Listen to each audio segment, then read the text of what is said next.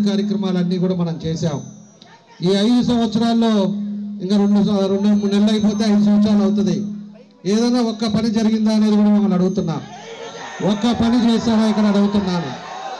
ఏదైనా కూడా దౌర్జన్యం చేయటం, బెదిరియటం, రౌడీజం చేయటం, లేకపోతే పోలీస్ కేసులు పెట్టడం, ఈ తప్పితే ఏదైనా కూడా ఈ ప్రాంతంలో అభివృద్ధి జరిగిందా ఇప్పుడు నేను అడుగుతా ఉన్నాను. దానికోసం అది ఇస్తేనే వస్తామని చెప్పి పోయి హైదరాబాద్లో కూర్చున్నాడు ఈ ఎమ్మెల్యే. 4 సార్లు గెలిచానంటాడు.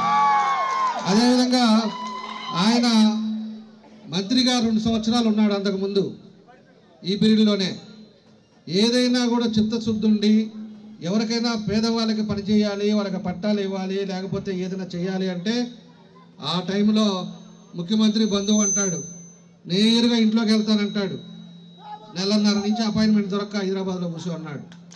ఈరోజు ఉండే పరిస్థితిలో అలాంటి వ్యక్తి ఈరోజు అప్పుడే చేసి పట్టాలు ఇచ్చి అన్నీ కరెక్ట్ చేసి ఉంటే ఈరోజు ప్రజలకు ఇదిగో నేను చేశాను, ఈ 5 సంవత్సరాలు ఈ పని చేశానని చెప్పి చెప్పుకోవడానికి గర్వంగా ఉండేది.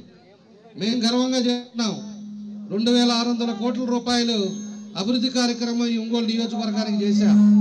5 సంవత్సరాలు మీరు ఇచ్చిన టయానికి 5 సంవత్సరాలు నిద్రాహారాలు మానేసి అభివృద్ధి అనేది ఏం చేయాలనేది పేదల కోసం ఆ రోజు 2600 కోట్ల పనిచేశాం. ఈరోజు అన్ని ప్రాంతాల్లో ఎక్కడికి పోయినా కూడా మనం ధైర్యంగా చెప్తున్నాం, ఇదిగో మీ డివిజన్కి పనులు చేశాం, ఇంకా మిగిలిన ఏదైనా ఉంటే మరి మళ్ళా మా ప్రభుత్వం వచ్చిన తర్వాత చేస్తామని చెప్పి మేము గర్వంగా చెప్పుకొని మేము తిరుగుతూ ఉన్నాం. ఈరోజు ఎక్కడన్నా కూడా వైఎస్ఆర్ పార్టీ వాళ్ళు ఈ పని చేశారని చెప్పుకోలేని గతిలో